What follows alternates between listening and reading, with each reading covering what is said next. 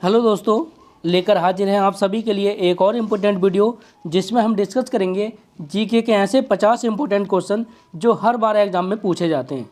चाहे आप किसी भी एग्ज़ाम की तैयारी कर रहे हों, इस टाइप के क्वेश्चन आपके हर बार एग्जाम में आते ही आते हैं। तो चलिए देर ना करते हुए शुरू करते हैं आज की क्लास। अगर आपको ये क्लास अच्छी लगे तो वीडियो को लाइक करना, चैनल को सब्सक्राइब करके बेल आइकन को दबा लेना, जिससे हमारी आने वाली सभी वीडियो का नोटिफिकेशन आप तक समय से पहुँच जाए। तो चलिए अब देखते हैं आज की क्लास के क्वेश्चन नंबर 1 को। क्वेश्चन नंबर 1 है, महात्मा गांधी के राजनीतिक गुरु कौन थे? तो देखो, महात्मा गांधी के राजनीतिक गुरु थे गोपाल कृष्ण गोखले। ठीक है, बहुत बार एग्जाम में ये भी पूछा गया है। अगला है, सिंधु सभ्यता का पत्तन नगर यानी बंदरगाह कौन सा था? तो देखो, सिंधु सभ्यता का पत्तन नगर यानी बंदरगाह था लोथल। चलिए अगला देखते हैं। अगला है, भारतीय राष्ट्रीय कांग्रेस के संस्थापक कौन थे? तो इसका जो आंसर हो जाएगा वो हो जाएगा A.O. ह्यूम। अगला है, भारत में पहला समाचार पत्र किसने शुरू किया? तो देखो, भारत में पहला समाचार पत्र जो शुरू किया था वो किया था सैयद अहमद खां। ठीक है, इन्होंने शुरू किया था। अगला क्वेश्चन देखते हैं। अगला है, लोदी वंश का अंतिम शासक कौन था? तो देखो, लोदी वंश का अंतिम शासक था इब्राहिम लोदी। चलिए बात करते हैं अगले क्वेश्चन की। अगला क्वेश्चन है, प्रथम जैन संगीति कहाँ आयोजित की गई थी? तो देखो, प्रथम जैन संगीति कहाँ आयोजित की गई थी? पाटलिपुत्र में। अगला क्वेश्चन देखते हैं, ऋग्वेदिका समाज की सबसे छोटी इकाई क्या थी? तो देखो, ऋग्वेदिका जो समाज था उसकी सबसे छोटी इकाई थी कुल या परिवार। चलिए अगला देखते हैं। अगला है, किस शासक के पास एक शक्तिशाली नौसेना थी? तो देखो, चोल वंश के जो शासक थे उनके पास शक्तिशाली नौसेना थी। बात करते हैं अगले क्वेश्चन की। अगला है, संकीर्तन प्रथा के जन्मदाता कौन थे? तो देखो, संकीर्तन प्रथा के जो जन्मदाता थे वो थे चैतन्य। बात करें अगले क्वेश्चन की। अगला क्वेश्चन है, किस मुगल शासक को आलमगीर कहा जाता था? तो देखो, औरंगजेब को आलमगीर कहा जाता था। चलिए अब देखते हैं अगला क्वेश्चन।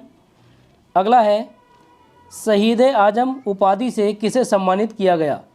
तो देखो, शहीद आजम की उपाधि से सम्मानित किया गया भगत सिंह को। ठीक है, अगला क्वेश्चन देखते हैं। अगला है, वहाबी आंदोलन के प्रवर्तक कौन थे? तो देखो, वहाबी आंदोलन के प्रवर्तक थे सैयद अहमद। बात करें अगले क्वेश्चन। अगला क्वेश्चन है, कांग्रेस के प्रथम अधिवेशन की अध्यक्षता किसने की? तो देखो, कांग्रेस के प्रथम अधिवेशन की अध्यक्षता की थी व्योमेश चंद्र बनर्जी ने। अगला है, लीलावती पुस्तक किससे संबंधित है? तो देखो, लीलावती जो पुस्तक संबंधित है वो है गणित से। ठीक है, अगला है, बनारस हिंदू विश्वविद्यालय यानी BHU के संस्थापक कौन थे? तो देखो, BHU के संस्थापक थे मदन मोहन मालवीय। बात करते हैं अगले क्वेश्चन की। अगला है क्वेश्चन नंबर 16, स्वतंत्र भारत के प्रथम गवर्नर जनरल कौन थे? तो देखो, स्वतंत्र भारत के प्रथम गवर्नर जनरल थे लॉर्ड माउंटबेटन। अगला है, कालाशोक की राजधानी कहाँ थी? तो देखो, कालाशोक की राजधानी थी पाटलिपुत्र। ठीक है, बात करते हैं अगले क्वेश्चन की। अगला क्वेश्चन है, गायत्री मंत्र की रचना किसने की थी? तो देखो, गायत्री मंत्र की रचना की थी विश्वामित्र ने। बात करते हैं अगले क्वेश्चन की। अगला है, लंदन में इंडिया हाउस की स्थापना किसने की? तो देखो, श्यामजी कृष्ण वर्मा ने लंदन में इंडिया हाउस की स्थापना की। बात करते हैं अगले क्वेश्चन की। अगला है, किस गुप्तकालीन शासक को कविराज कहा गया? तो देखो, समुद्रगुप्त को कविराज कहा जाता है। चलिए अब देखते हैं अगला क्वेश्चन। अगला है, किस नगर को सिराजे हिंद कहा जाता था? तो देखो, जौनपुर को सिराजे हिंद कहा जाता था। बात करते हैं अगले क्वेश्चन की। अगला है, चालुक्य वंश का सर्वाधिक प्रसिद्ध शासक कौन सा था?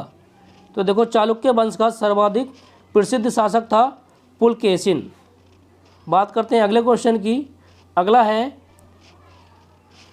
गुलरुखी के नाम से कौन जाना जाता था?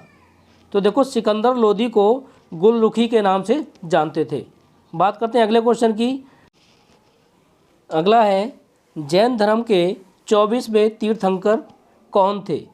तो देखो, महावीर स्वामी जैन धर्म के 24वें तीर्थंकर थे। बात करते हैं अगले क्वेश्चन की। अगला है सत्यमेव जयते उक्ति कहाँ से ली गई है? तो सत्यमेव जयते उक्ति जो ली गई है वो ली गई है मुंडकोपनिषद से। ठीक है, चलिए अगला देखते हैं। अगला है भारत में सर्वप्रथम स्वर्ण मुद्राएं किसने चलाई? तो देखो भारत में स्वर्ण मुद्राएं जो चलाई थी वो चलाई थी ईडो बैक्ट्रियन ने। बात करते हैं अगले क्वेश्चन की। अगला है हीराकुंड परियोजना किस नदी पर तथा किस राज्य में स्थित है? तो देखो हीराकुंड जो परियोजना है वो उड़ीसा में महानदी पर स्थित है। चलिए अगला देखते हैं। अगला है रवांडा की राजधानी कहाँ है? तो देखो रवांडा की राजधानी है किगाली। बात करते हैं अगले क्वेश्चन की। अगला है सबसे ऊंचा जलप्रपात कौन सा है? तो देखो सबसे ऊंचा जो जलप्रपात है वो है साल्टो एंजल यानी वेनेजुएला। बात करते हैं अगले क्वेश्चन की। अगला है राष्ट्रीय आपातकाल के लिए भारतीय संविधान के किस अनुच्छेद में प्रावधान है? तो बात करें राष्ट्रीय आपातकाल की तो अनुच्छेद 352 में इसका प्रावधान है। चलिए अगला देखते हैं। अगला है महावीर स्वामी यति कब कहलाए? तो देखो महावीर स्वामी घर त्यागने के बाद यति कहलाए थे। चलिए अगला देखते हैं। अगला है कुल कितने वेद हैं?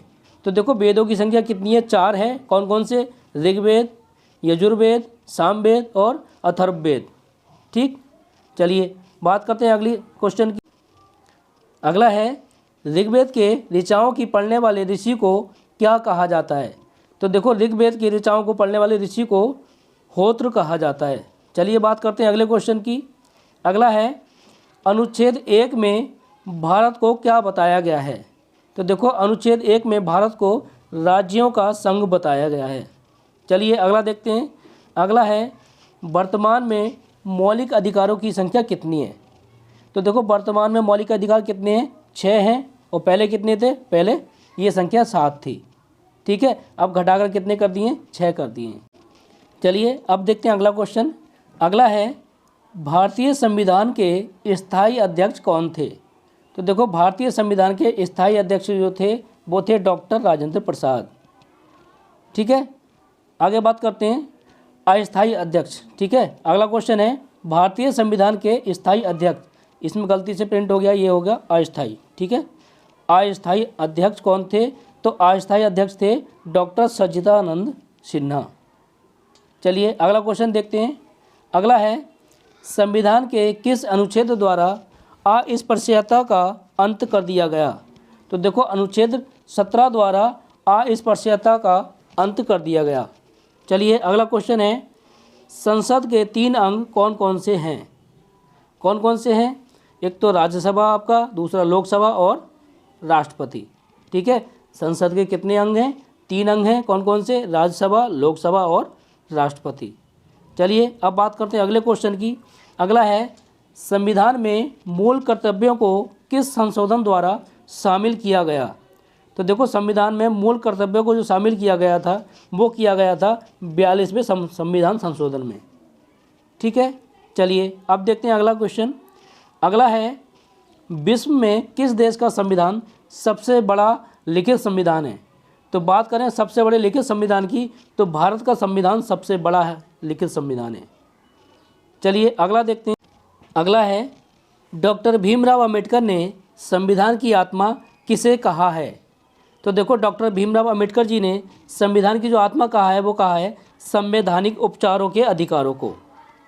बात करते हैं अगले क्वेश्चन की। अगला क्वेश्चन है आर्य समाज की स्थापना किसने की? तो देखो आर्य समाज की स्थापना की थी स्वामी दयानंद जी ने। बात करते हैं अगले क्वेश्चन की। अगला है भारत पर आक्रमण नादिर शाह ने कब किया था? तो देखो नादिर शाह ने भारत पर 1739 ईस्वी में आक्रमण किया था। बात करते हैं अगले क्वेश्चन की। अगला है शिवाजी के समय किस प्रकार का राजस्व वसूला जाता था और कितना? तो देखो शिवाजी के समय भू राजस्व का 33% वसूला जाता था। बात करते हैं अगले क्वेश्चन की। शिवाजी की मृत्यु कब हुई? तो देखो शिवाजी की जो मृत्यु हुई थी वो हुई थी 12 अप्रैल 1680 में।